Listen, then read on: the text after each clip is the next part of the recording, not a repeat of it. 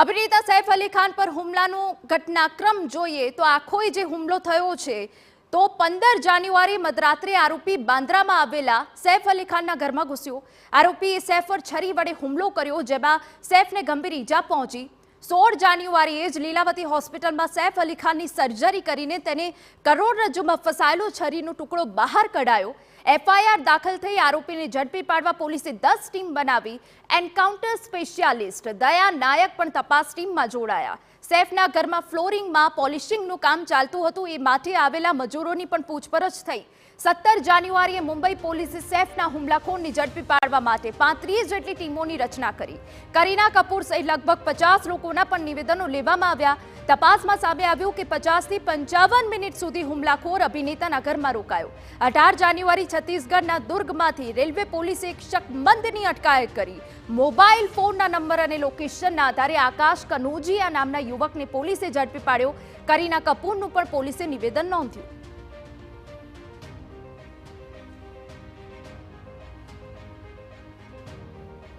તો આખરે આજે અભિનેતા સૈફ અલી ખાન પર જે હુમલો કરનારો શખ્સ આરોપી જે હવે પોલીસ પકડમાં આવી ગયો છે અને હવે પોલીસ દ્વારા વધુ તજવીજ હાથ ધરવામાં આવશે। થોડી વારમાં મુંબઈ પોલીસ પ્રેસ કોન્ફરન્સ કરશે અને આખરે જે આરોપી છે તેનો મકસદ શું હતો, સૈફ અલી ખાન પર હુમલો કરનારો, અને આ કોણ છે આરોપી, તે તમામ પાસાઓ હવે પોલીસ દ્વારા તપાસવામાં રહેશે। પરંતુ સૈફ અલી ખાનને ગંભીર રીતે હુમલો કરીને ઘાયલ કરી દીધો હતો। તે બાદ પોલીસ દ્વારા 10 અલગ અલગ ટીમો બનાવવામાં આવી હતી। પોલીસે 50 લોકોના નિવેદન લીધા હતા અને તે બાદ આખરે જે મુખ્ય આરોપી છે કે જેને સૈફ પર હુમલો કર્યો, એ આરોપી હવે ઝડપાઈ ગયો છે, તેને કોર્ટમાં રજૂ કરવામાં આવશે। પરંતુ આખરે સૈફ અલી ખાન પર હુમલા પાછળનું કારણ શું હોઈ શકે, એ પહેલા પોલીસ તપાસનો વિષય રહેવાનો છે।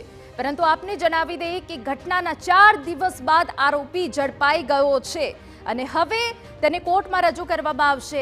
આ સિવાય પરિવારના નિવેદન લેવામાં આવ્યા હતા। કરીના કપૂરનું નિવેદન લેવામાં આવ્યું હતું। તે બાદ જે ઘરમાં રહેતા કર્મચારીઓ છે તેઓના ફોન જપ્તથી લઈને તેઓના નિવેદન લેવામાં આવ્યા હતા।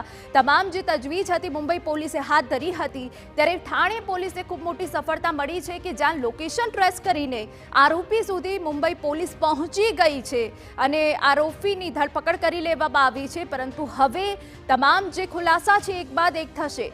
જો કે જે આરોપી છે તે વારંવાર પોતાનું નામ બદલી રહ્યો છે। પશ્ચિમ બંગાળનો રહેવાસી આરોપી હોવાની હાલ તો વિગતો છે।